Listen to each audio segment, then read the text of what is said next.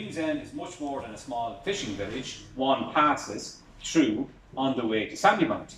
However, as one Ringsend-based woman told me recently, she has never even gone as far as Sandymount, as she considered this too posh. Ringsend is one of the most historical villages in Dublin.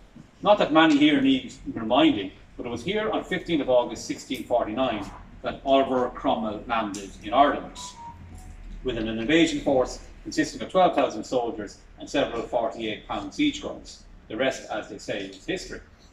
Ringsend has also a strong industrial history, spawned in many ways by its geography, by its portal proximity.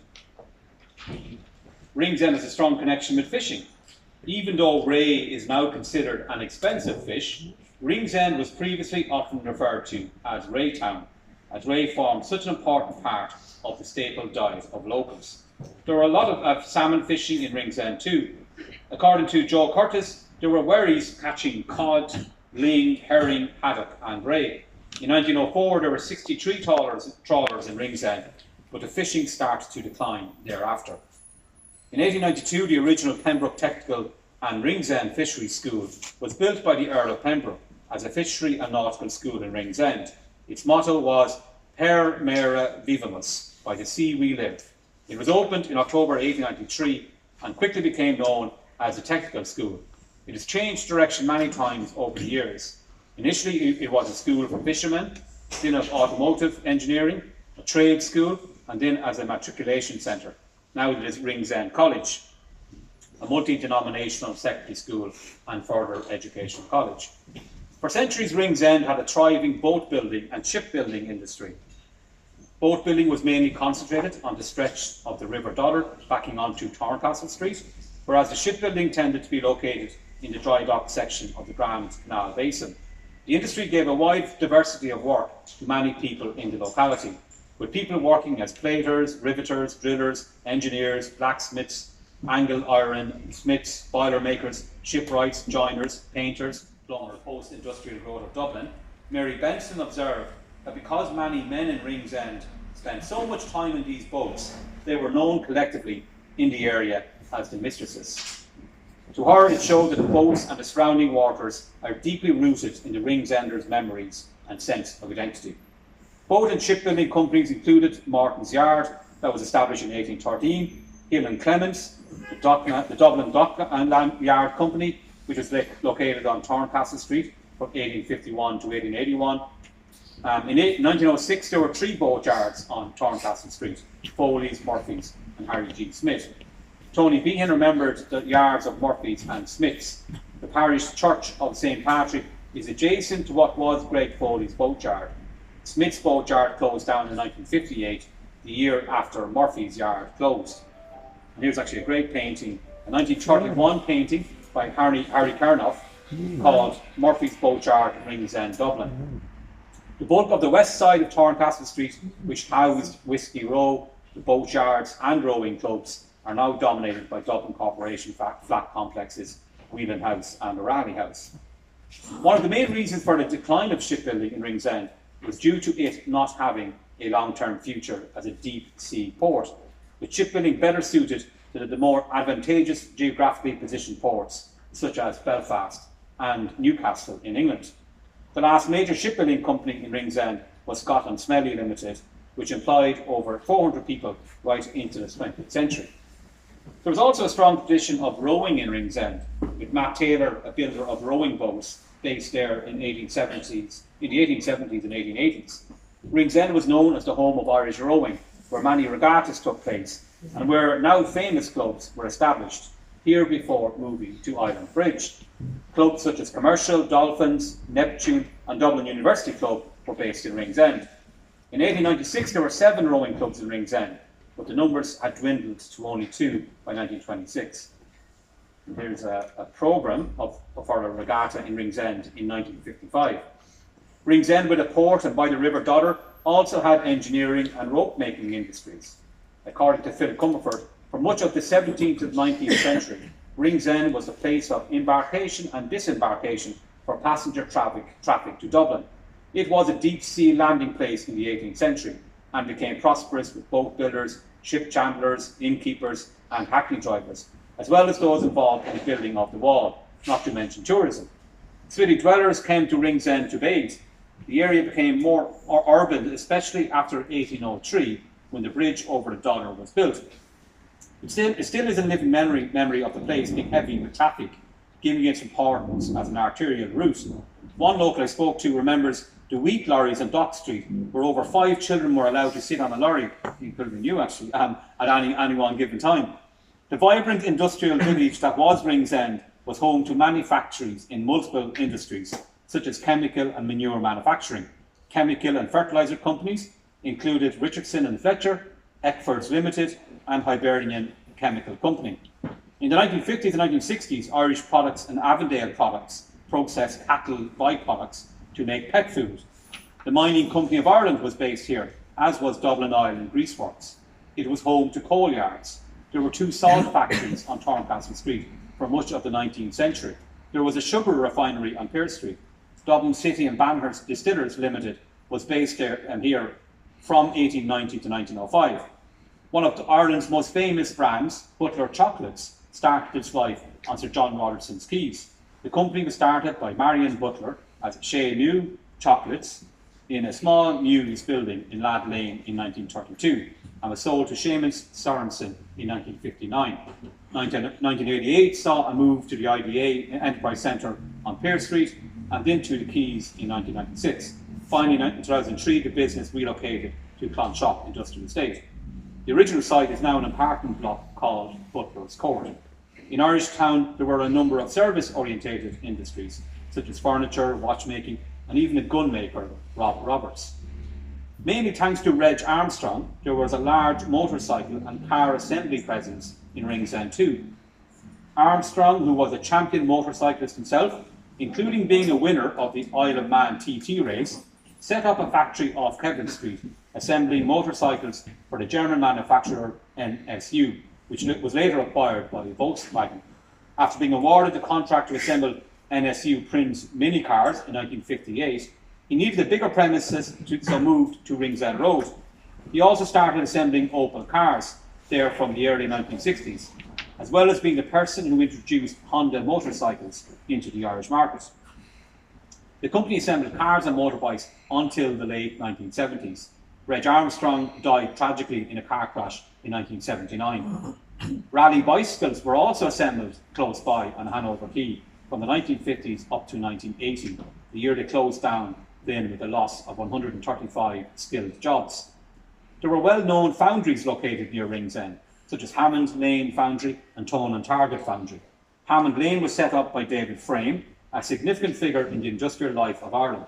It made ranges, fire grates, gutters, downpipes and cisterns using cast iron. During the Second World War, the foundry made 20,000 landmines for the British War Department. From 1946, it started to make domestic cookers. The main factory in Pearse Street closed in 1973 with the loss of 170 jobs. Tongue and Taggart Foundry, which was also known as the South City Foundry, was located at 10 Windmill Lane. It was most well known for manufacturing cast iron manhole covers. Two of the most iconic sites of Ringsend, and indeed Dublin, are energy-related gasometers and the Poolbeg generating stations, with their imposing red and white striped chimneys. These structures symbolise Ringsend's industrial past more than anything else. The Pigeon House electricity generation station was opened in 1902 and extended in 1911 and 1913 due to the ever-growing demand for electricity. It was taken over by the Electricity Supply Board, the ESB, in 1929, 2 years after the company was established. It subsequently became part of the national grid. Decommissioned in 1976, the Poolbeg power station was built adjacent to it, completed in 1971. Chimney A and Chimney B were built in 1971 and 1978 respectively. Although no longer in use, they are, as architectural historian Emma Gillespie has said, remnants of a key stage in the story of the powering, heating and lighting of Dublin City, changing from coal to oil to gas. Another iconic structure of Ringsend is, of course, the frame of the gasometer that forms part of the now Alliance Apartments the building on South Locks Road. It is another reminder of Ringsend's industrial past. The gasometer was one of 3 located nearby that formed the gasworks of the Dublin Gas Company. The gasometer on South Locks Road was built in 1885 by Samuel Cutler and Sons of London. The gasometer used to go up and down. There was a container on the bottom full of water. Locals remember the pronounced smell of gas that used to be in the air. Many believed the inhaling of the fumes was good for clearing chests. They would take their children to the building to clear chest infections. I don't know how true that is, if it works, but that's what I can say. Flour milling was also a hugely important industry in Ringsend and its surrounding areas. The Dock Flour Mills was located on Barrow Street, commencing operations from around 1865. It was known as the Dock Milling Company throughout the 20th century, before it was sold to Boland's Mill in the late 1980s. There was Ringsend and Kennedy bakeries, with the latter employing up to 50 workers at one stage. Hanover Street Flour Mills was originally an oil mill before it became a flour mill in 1862. It was also known as Windmill Lane Mills. It was owned by Walter Brown and Company until Walter Brown's death in the early 1960s. He was very well known for dainty self-raising flour and Brown's best for soda bread. The most important local mill, of course, was Boland's Mill. Originally built for the Pym family, Patrick Boland acquired it in 1873. There were 530 staff on its payroll by the 1880s. By 1911, it was one of Ireland's largest mills, grinding over 200,000 barrels of flour annually, with 40 milling stones. Most famously, it was occupied during the 1916 Easter Rising by a force led by Eamon de Valera. The prominent grain silos were built in the 1940s. Locals remember the Boland's horn going off each day at 8 a.m, 1 p.m. for lunch, 2 p.m. for lunchtime being over, and 5 p.m. for finishing time. It was referred to by many as the Ringsend clock. Families would regularly go up to Boland's Mills on a Saturday morning with a pillowcase to gather broken bread, biscuits and cake. After Boland's merged with Jacob's Biscuits in the 1970s to become Irish Biscuits, much of the work transferred to the Jacob's factory in Tallaght. Like so many other factories in the area, it ceased production, doing so in 2001, remaining idle for years before being bought by Google in 2018. But for now, I've given an insight into the many professions, factories and industries located in Ringsend, demonstrating that it was one of Ireland's busiest industrial hubs. And arguably no industry was more prominent in the area, though, than the glass and bottle industry. There was little evidence of glass making in Ireland prior to the 16th century. One of the first recorded pieces of evidence was in 1589, when a Mr. George Long asked for a patent to make glass in Ireland. He claimed he already had 24 people working on making glass and had spent £500 by then. In 1608, Adam Whitty of Arklow obtained a licence to manufacture glass in Leinster for 10 years. A company was formed in Burr in County Offaly to supply Dublin with glass for drinking utensils and windows. By then, most of the sand for glass making was imported from England. The earliest record of a glass house in Dublin is from the second half of the 17th century. It was reported in 1696 that 7 people were killed after a glass house collapsed in Dublin. One of the first glass houses in Dublin was located at Mary's Lane near Smithfield. In an advertisement in the Dublin Journal in 1729, it was stated, "At the round glass house in Mary's Lane, Dublin, are made and sold all sorts of fine drinking glasses, salvers, baskets with handles and feet for desserts, fine salts ground and polished, all sorts of decanters, salts, etc." Soon after, more glass houses started to appear. The square glass house on Bachelor's Quay, which manufactured bottles and window glass, was erected in 1730. In 1734, a glass house was erected in Fleet Street, which made flint glass. Among the objects made were fine drinking glasses, salvers, decanters, branches, globes for lamps, phials, glasses for confectioners, green glass vials for chemists, with apothecaries, and bells for gardeners. In 1747, a bottle glass house was erected on the north wall, close to the site of the custom house. The glass house was burnt in 1748, but was rebuilt the same year. The Round Glass Company was erected on Abbey Street in 1754. In 1758, it advertised that it had large glass bells for gardens, glass vessels suitable for picnics, sweetmeats, etc., particular kinds of bottles for preserving orange and lemon juice, Gardevins, and any green or bottled glassware desired. As with other manufacturers, it appears to have imported much of their glass from England though. From around the late 18th century, references to glass houses in Ringsend started to appear. According to MSD Westrop, writing in 1911, in 1787, it is stated that the demand for crown glass for the French market was so great that a wealthy English firm erected a glass house for this branch of the manufacture at the foot of Ringsend Bridge, but no further allusion to this factory occurs. Whether a factory did open or not there, it clearly would have been adversely affected by the French Revolution, which started 2 years later, in 1789, and the subsequent Napoleonic Wars. Westrop also referred to James Donovan, whose name occurs as a glass and china merchant on George's Quay and in Poolbeg Street. From about 1770, appears in the directories from 1819 to 1824 as a glass manufacturer in Richard Street, Ringsend. In 1838, the Reverend Dr. Pryor was proprietor of Glass Works on Fitzwilliam Quay, Ringsend. This glass house was afterwards known as the Ringsend Bottle Company, and in 1883 exhibited black and white glass bottles at the Cork exhibition.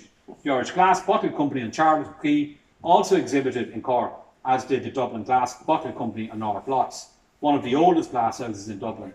Their bottles had a D or DBC written on them. They produce clear blue, green and amber coloured glass bottles. From the late 18th right through to most of the 20th century, the glass industry prospered in Ringsend. The Guinness location was decisive for the industry to grow. The availability of water power and its proximity to the port was vital for access to the raw materials needed. Such was the strength of the glass industry in Ringsend that the Dennis McKenna edited book, A Local History of Sandymount, Irishtown, Ringsend, stated, "A Ringsender may travel a length and breadth of Ireland, and he or she will always get a reminder of their beloved town of Ringsend that is in the presence of a glass container." Some people were less pleased with the strength of the glass industry in Ringsend. As the industry was very reliant on coal, the glass factories were a major source of pollution and smog in the area, which led one writer to describe Ringsend as an unchangeably wretched village, while another was moved to call the village a sink of filth. The main glass houses I will focus on here today are the Hibernian Bottle Works on Turncastle Street, the National Bottle Works on Cambridge Place, the Ringsend Bottle Company on Fitzwilliam Quay, and the Irish Glass Bottle Company on Ringsend Road, Charlotte Quay. The Hibernian Bottle Works based on Turncastle Street, which was originally owned by John Little, took over the site on Scowlan's Yard in 1891, but had been occupied by the Patent Machine Bottle Blowing Company beforehand. Edward and John Burke Limited took over the company shortly afterwards.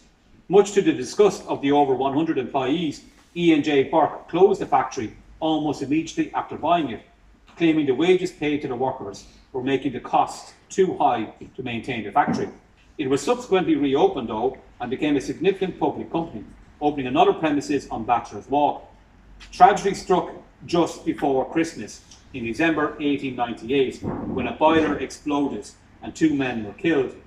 One worker, Thomas Healy, was killed instantly with his head severed from his body, and the foreman of the works, Charles Campbell, was horrifically injured, succumbing to his wounds shortly after being admitted to Sir Patrick Dunn's Hospital.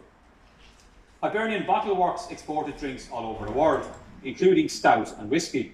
The company was the bottlers of Guinness in America. Unsurprising really, considering the founders of E&J Burke Limited in 1849 were Edward and John Burke, who were grandsons of Arthur Guinness.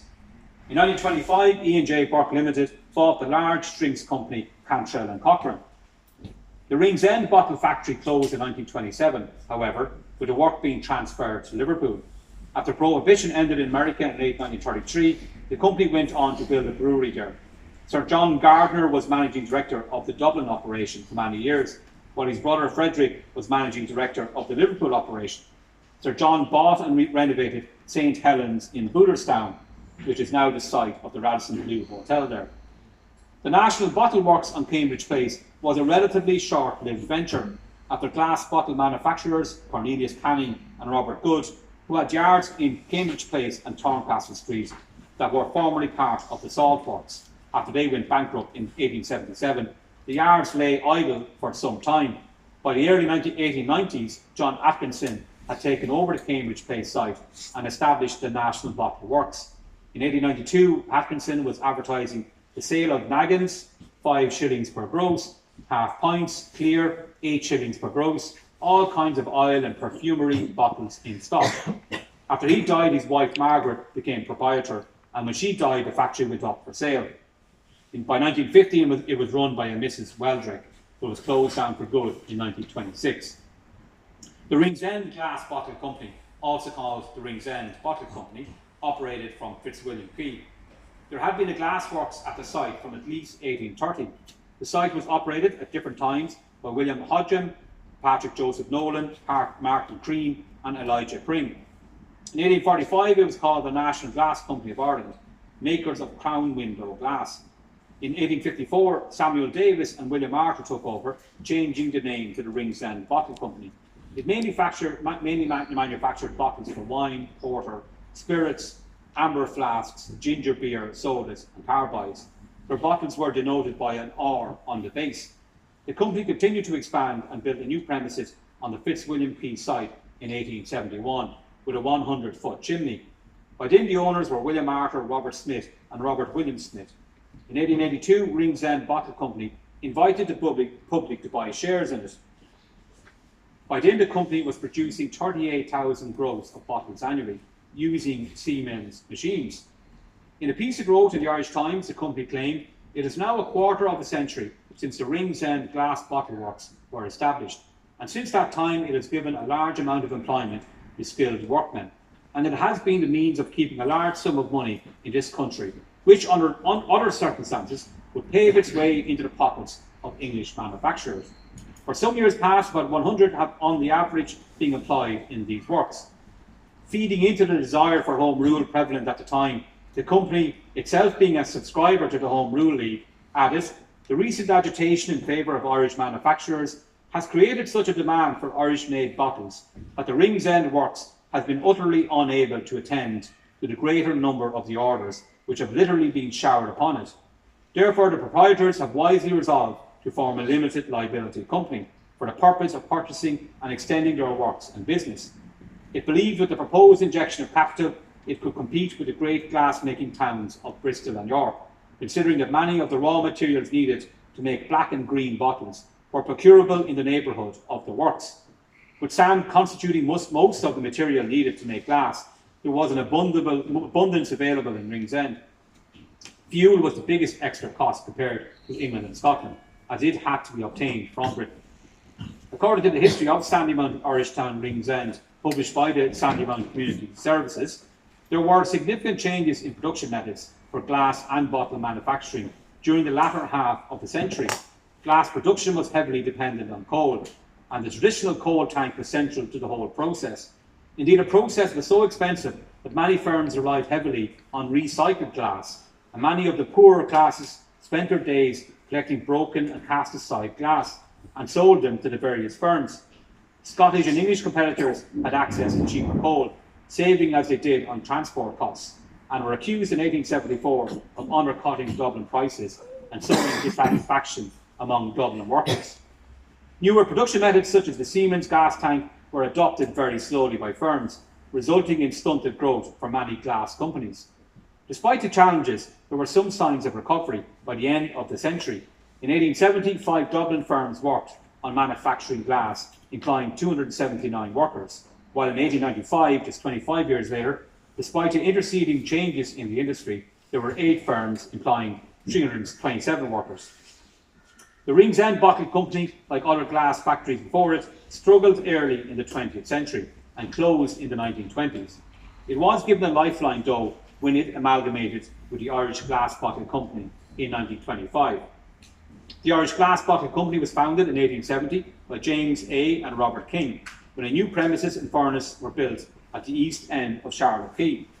By 1891, the company employed 300 workers with a weekly output of 1,300 gross bottles. When the Irish Glass Bottle Company and the Ringsend Bottle Company merged in 1925, it continued for 2 years before going into receivership in 1927, with the factory closing down in 1930. According to an Irish Times supplement called The Story of Irish Glass, published in 1970, there was a market, however, and with increasing confidence in Irish industry and a new spirit of self-sufficiency abroad, following the winning of independence and establishment of an Irish government, the glass industry could not stay dead. As a result of the receiver's efforts to salvage the premises and other assets of the old Irish Glass Bottle Company, an Irish group led by the late Mr. Joseph McGrath, in cooperation with a Belgian glass firm, took over the old company and reorganised it completely. Joseph McGrath was elected MP in Sinn Féin's landslide 1918 general election and subsequently served as TD for Dublin North West and Mayo North. Reluctantly supporting the 1921 Anglo-Irish Treaty, he served concurrently as Minister for Labour and Minister for Industry and Commerce in the provisional government of the Irish Free State. He also was seconded as Director of Intelligence during the Civil War, which included overseeing the work of the Criminal Investigation Department, the CID, whose reputation has been severely tarnished ever since for perpetrating several extrajudicial killings during and after the Civil War. And pictured is the headquarters of the CID at Oriel House on Westland Road. Due to the Free State Army mutiny of March 1924, when he sympathised with the mutineers, he resigned as a government minister and then from the Cumann Gael party, and even from the Dáil later in the year, in October 1924. He subsequently ended up as director of the Irish Hospital Sweepstakes, which made him a very wealthy man, allowing him to invest in other companies, such as the Irish Glass Bottle Company. The Belgian company McGrath partnered with to take ownership of the Irish Glass Bottle Company was called Société de Participation Verrier and included Franz Winkelmann, who provided the technical know-how and subsequently became joint managing director along with H.C. Kropp. With McGrath acting as chairman, the other directors were Winkelmann, Kropp, R.J. Duggan, F.F. Warren and P. Clark, the company secretary. The new company immediately introduced bottle-making machines, thus ending the age-old tradition of manual blowing by skilled craftsmen, although they still employed 160 people. The old practice used to consist of a bottle-making crew of 5 men sitting in a circle around a conical-shaped funnel called a flasher. The bottle maker himself was the head man of the crew. The gatherer took the glass from the tank, the servitor blew the bottle, the wetter off removed the bottles from its mould, and the boy was responsible for the stacking of the bottles in a bottle arch. According to Frank Hopkins, who wrote an article for the Evening Herald on the history of glass in Ringsend after the final closure of the Irish Glass Bottle Company in 2002, many of the glass workers were an insular bunch and they kept themselves to themselves. Because the men were cooped up for long hours in the stifling atmosphere of the glass factories, they were instantly recognisable around Ringsend village by their pale complexions. Hopkins also claimed that the factories were generally closed shops, with bottle makers' sons tending to be selected as apprentices. As one person from Ringsend told me, if your father worked in the bottle house, you got a job in the bottle house. She also mentioned that there was a church beside the Irish Glass Bottle Factory where many people prayed before going to work. There also were pubs close by, one that was open 24/7 to cater for the 3 shifts where you could cash your work checks. Some workers arrived drunk at the start of their shift, and other staff members were deployed to keep them away from the hot ends of the factory. Health and safety regulations were not as rigorous as they are today. The protective tariffs introduced by Free State governments allowed the reconfigured Irish Glass Bottle Company to expand rapidly. It had a virtual monopoly of the Irish market. By June 1936, the company was making 130,000 bottles a day using 600 different moulds. Some 250 men, there was no women, operated in 3 shifts, keeping the furnaces at a constant 1,550 degrees Celsius. Grey sand, which made up 50% of the glass ingredients, was shipped in from France to be melted down. The other lesser ingredients were soda ash, limestone and cullet, which was broken glass. That same year, a new division, complete with a 120-foot chimney and another of 70 feet, was built at 1618 Ringsend Road for the manufacture of sheet and plate glass used in windows. This resulted in 90 more men being hired. This sister factory ceased making sheet glass in 1960 and was later used for bottle making. In 1970, the Irish Times highlighted the spectacular growth of the company from the 1930s onwards, stating, by 1934, production of bottles topped the 19 million mark. By 1946, it hit more than 40 million. In 1958, some 96 million were produced, and in 1963, it should be more than 96 million were produced. Here's an ad from 1970 stating that the most familiar bottle in the world, a Coca-Cola bottle, was produced by the Irish Glass Bottle Company for the Irish bottlers of Coca-Cola. The company expanded its export market considerably during the 1960s, mainly for glass containers of an infinite range of types, sizes and shapes, mostly to Northern Ireland, but to other places as well. The growth was driven by the huge demand for glass containers, mainly caused by the development and expansion of supermarkets in the 1960s, where consumers became accustomed to bringing beverages home with them. In 1967, the main factory moved to a 24-acre site on reclaimed land off the Pigeon House Road on the present Sean Moore Road. The new site, according to the Irish Times, with room to plan in accordance with modern methods, provided the top men in the company the opportunity to design a wholly new glass works. At the new factory, 2 furnaces produced more than 200 tonnes of glass per day in a factory which never closes, from one end of the year to the next. Some 700 workers are employed around the clock in shifts. They have their own chapel, their own credit union, their own social and sports club. They are made to feel part and parcel of the company, and no occasion passes without the company acknowledges the vital part its employees, from directors to sweepers, engineers to truck drivers, play in the successes and achievements of the industry. In 1958, the workers of the Irish Glass Bottle Company bought 15 acres of land in Goatstown to be used as a sports ground, where they developed a soccer pitch and putt course, a clubhouse, indoor and outdoor bowls. After previously selling 5 acres of the site, the remaining 10 acres were sold for €20 million in 2002. People in the trade also availed of the Bottle Makers Hall beside St Patrick's Dispensary, which was built in 1916 and officially known as the Irish Bottle Makers Trade Protection Society. It was used as a social snooker club with J. Longmore as secretary for many decades, until the building was sold in 1964. Following the death of Joe McGrath in 1966, his son, Senator Paddy McGrath, took over as chairman of the Irish Glass Bottle Company in the 1970s, and he retired in 1987. Advances in technology and a competitive foreign market led to rationalisation within the company. By 1985, the workforce had reduced to 560 people. As further rationalisation continued, the future of the company was in jeopardy.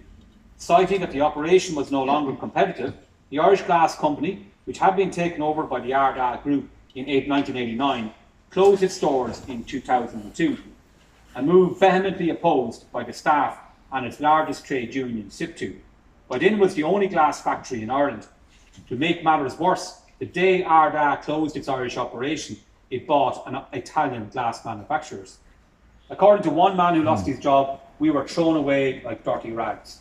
After months of protest, the workers reluctantly accepted a revised redundancy package. The anger has still not dissipated to this day though.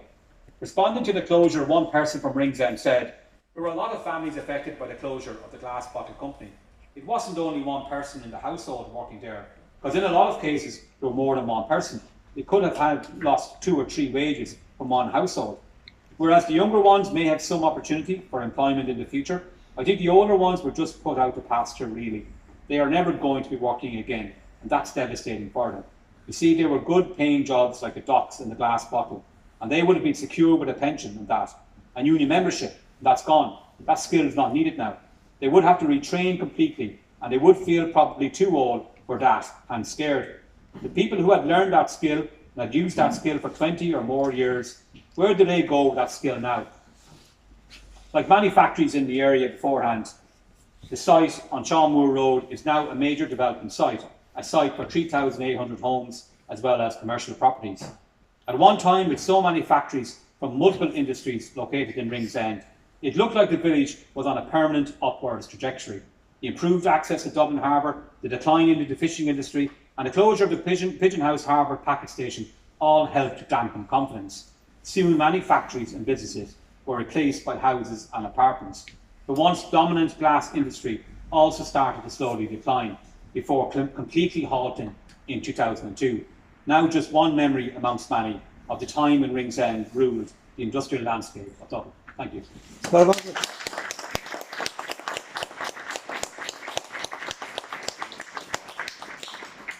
Any questions or comment, I'm sure I have some memories. You have. Well, I'm all good for your paper.